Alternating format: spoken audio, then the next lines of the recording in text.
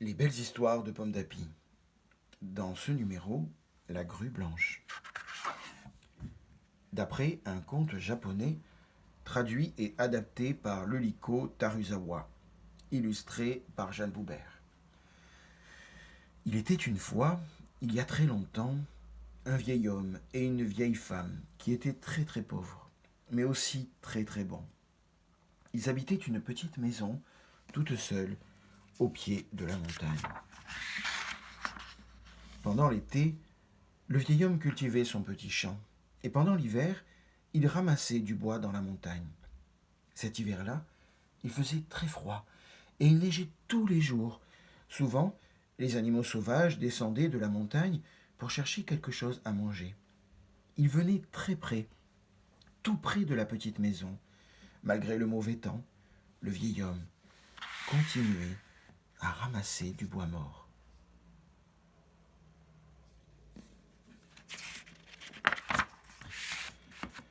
Un jour, il entend du bruit, à côté de lui dans un taillis.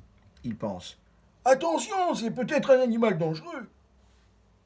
Il se cache derrière un gros arbre et il attend sans bouger. Pendant un long moment, le bruit continue toujours, mais il ne voit rien. Alors, il s'approche tout doucement du taillis et il voit un grand oiseau blanc. C'est une grue. La pauvre, elle a la patte prise dans un piège. Le vieil homme n'a plus peur du tout. Attends, ne bouge pas comme ça. Tu vas te blesser encore plus. Je vais t'aider. Là, voilà. Habilement, le vieil homme ouvre le piège. Il dégage la patte de la grue, qui a l'air de comprendre, et il lui dit « Va, maintenant, rentre chez toi, et surtout ne reviens pas si près du village. Je suis sûr qu'il y a d'autres pièges par ici. Courage, essaye de voler. » La grue ouvre ses ailes et elle s'envole. Mais, avant de disparaître derrière la montagne, elle tourne 3 fois autour du vieil homme en criant gaiement « Cao, cao, cao !» comme pour dire « Merci, merci, merci !» Quand il ne peut plus la suivre des yeux, le vieil homme rentre chez lui. Un bon feu brille dans la petite maison. Le vieil homme raconte à sa femme comment il a ouvert le piège qui retenait la patte de la grue et comment elle l'a remercié en tournant 3 fois au-dessus de lui. La vieille femme est un peu inquiète. Tu as bien fait de la laisser repartir, mais je me demande tout de même où elle peut bien être maintenant, avec sa patte blessée, pourvu qu'elle n'ait pas trop mal. Pendant 3 jours, il neige. Il neige tellement que le vieil homme ne peut même plus sortir pour ramasser du bois. Un soir, on frappe à la porte et une petite voix douce demande « Est-ce qu'il y a quelqu'un ?» Les 2 vieux sont très étonnés. On dirait une voix de jeune fille. Une jeune fille à cette heure-là dans la neige? C'est impossible. La vieille femme dit « Qui est là ?»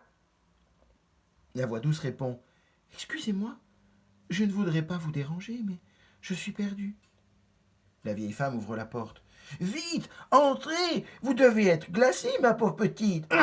Venez vous réchauffer près du feu. » Une jeune fille, couverte de neige, entre dans la petite maison. Elle dit gentiment « Merci beaucoup. Bonsoir, je m'appelle Tsulu. J'ai perdu mon chemin à cause de la neige. Je suis très fatiguée, j'ai très froid. Est-ce que je peux rester pour la nuit ?» Les 2 vieux disent ensemble « Bien sûr, vous repartirez quand vous voudrez, demain ou un autre jour. »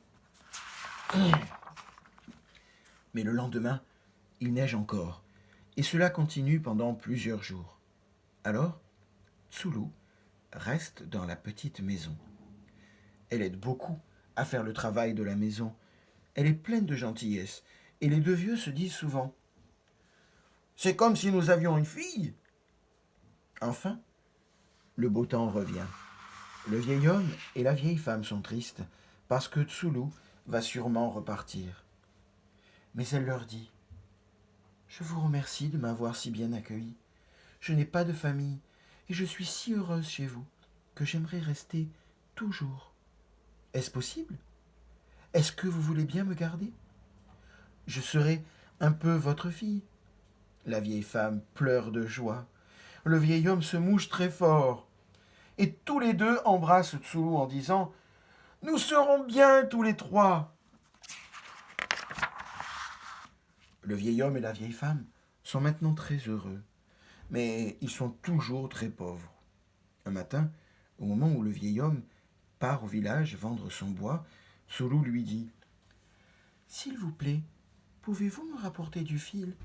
Je vais tisser de l'étoffe. Vous pourrez la vendre.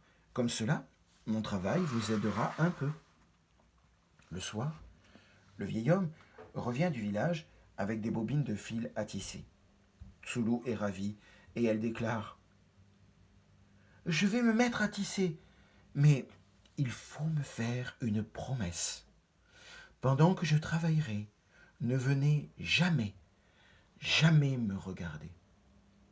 Le vieil homme et la vieille femme sont très surpris, mais ils promettent de bon cœur. Dès le lendemain, Tsoulou se met au travail. Toute la journée, on entend le bruit du métier à tisser. Mais le soir, Tsoulou a l'air si fatigué que la vieille femme s'inquiète. Il faut te reposer un peu, ma petite. Tu vas tomber malade. Je t'assure, ce n'est pas raisonnable. Mais Tsoulou sourit doucement. Elle ne répond pas. Et le lendemain, elle recommence à travailler. Au bout de 3 mois, un soir, le métier à tisser s'arrête. Et Tsoulou apporte dans la salle un grand morceau de tissu blanc. Elle est épuisée, mais elle sourit. Regardez ce que j'ai fait. Et elle déplie un magnifique tissu, brillant, fin, doux, léger. Les deux vieux n'ont jamais rien vu d'aussi beau. Ils restent émerveillés, sans dire un mot. Tsoulou demande doucement: Voulez-vous aller au village demain pour vendre cette étoffe? Après, achetez-moi du fil, s'il vous plaît. Le vieil homme vend le tissu très cher aux plus riches habitants du village. Quand il rentre le soir, il a les bras chargés de tout ce qu'il a pu acheter pour sa femme et pour Tsoulou. Il rapporte des provisions et aussi du fil. Dès le lendemain, Tsoulou se remet à son métier. Bientôt, grâce à son travail, les habitants de la petite maison sont riches. Mais la vieille femme s'inquiète encore. Elle trouve que Tsoulou travaille trop. Elle lui demande souvent de s'arrêter pour se reposer un peu. C'est toujours la même réponse. Mais non, je vais très bien. Laissez-moi travailler encore. Pourtant, Tsoulou maigrit de plus en plus. Elle devient pâle et faible. La vieille femme se dit: Ça ne peut plus continuer. Je veux voir ce qu'elle fait pour être si fatiguée. Sans bruit, la vieille femme entr'ouvre la porte. Elle regarde à l'intérieur de la pièce et elle pousse un cri. Il n'y a pas de jeune fille devant le métier à tisser. Il y a une grue blanche qui tisse avec ses plumes en les arrachant l'une après l'autre. Elle n'en a presque plus. La grue entend le cri de la vieille femme. Elle se retourne vers la porte. Clac! Elle redevient une jeune fille. Elle laisse le métier à tisser et elle rejoint le vieil homme et la vieille femme en disant avec chagrin: Je suis la grue blanche que vous avez sauvée. J'ai voulu vous remercier par mon travail. Je me suis transformée en jeune fille. J'ai été heureuse avec vous. Mais vous avez surpris mon secret. Alors, je dois m'en aller. Maintenant, je dois partir très loin d'ici.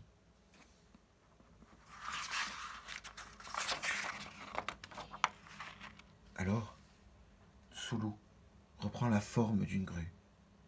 Elle ouvre ses ailes, tout abîmées, et elle s'envole. Elle tourne 3 fois au-dessus de la petite maison où elle a apporté tant de bonheur, en criant tendrement « Cau, cau !» comme pour dire « Au revoir, au revoir, au revoir. Je reviendrai peut-être un jour. » Et elle disparaît derrière la montagne.